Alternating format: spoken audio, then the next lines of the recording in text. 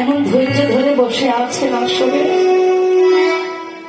আমি যে সে হরি কথা জানি না গো। আমার নাম আছে ভদ্র, আমার নাম আছে সাধনা রে মা। যে অল্প বয়সে কৃষ্ণ ভজনের ঘরে প্রবেশ করতে পারলাম না, যে অল্প বয়সে ওই কৃষ্ণ ধনের ধনী আমি নিজে হতে পারলাম না, যে অমৃতের আশা আমি নিজে পেলাম না রে বাবা। সে অমৃতের আস্বাদ এই অমূল্য ধন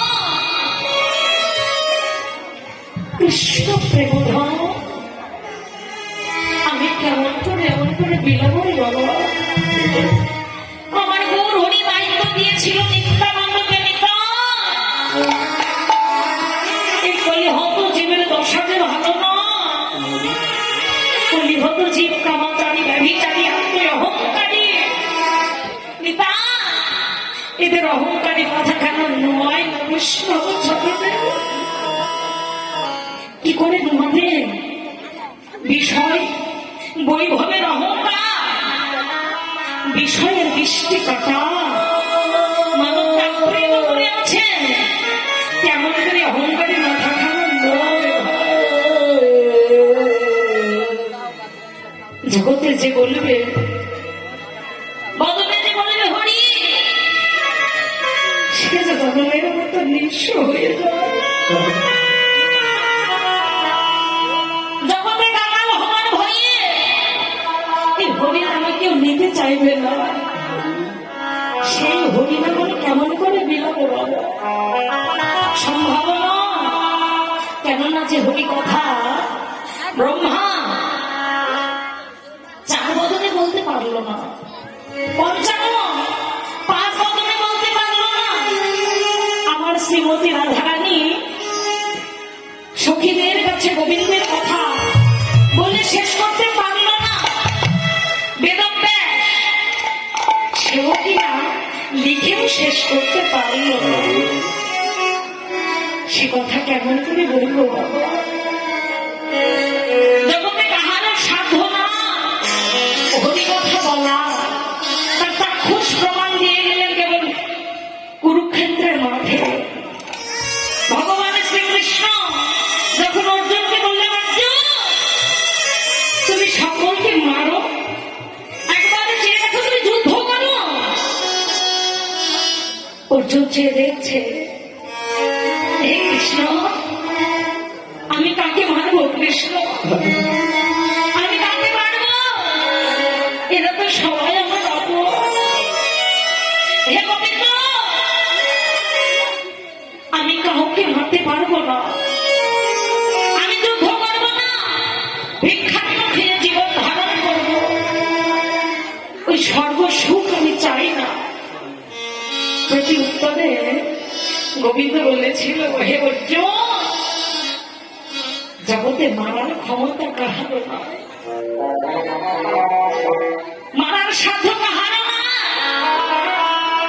একবার চেয়ে দেখো অর্জুন, চেয়ে দেখো আমি সবাইকে বাঁধিয়ে রাখিয়াছি, তুমি উপলক্ষ হয়ে দাঁড়াও, উপলক্ষ হয়ে দাঁড়াও।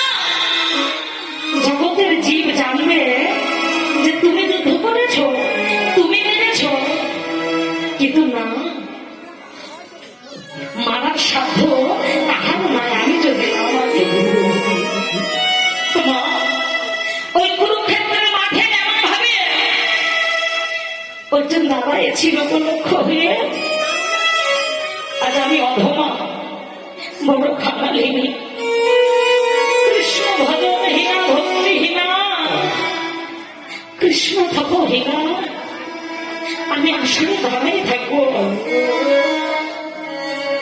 উপলক্ষ হয়ে দাঁড়াই থাকবো। যার কীর্তন করা সেই কীর্তন করবে, যার বলা সেই বলবে আমি উপলক্ষ হয়ে দাঁড়ায় থাকবো দেব। কেননা জগতে আমার গৌর যাদের কৃপা করে, গৌর হরি যাদের কৃপা করে, যার হৃদয়ের মাঝে এসে অবস্থান করে, কেবল সেই তো হরি কথা বলতে সক্ষম হয়। তবে মা, আমরা যে লীলাটি পরিবেশন করতে চলেছি এবং আপনারা সবাই শ্রবণ করতে চলেছেন, তা হল আমার শ্রীমতী রাধারানী সুরজ পূজা লীলা।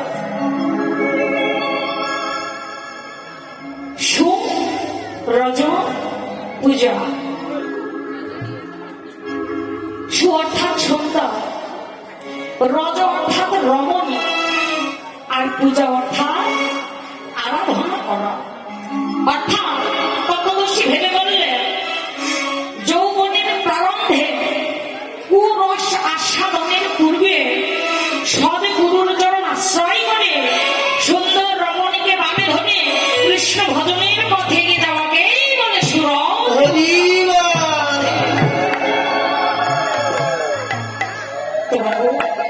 আমি সুরজ পূজা লীলায় অনেক ভক্তি হবে।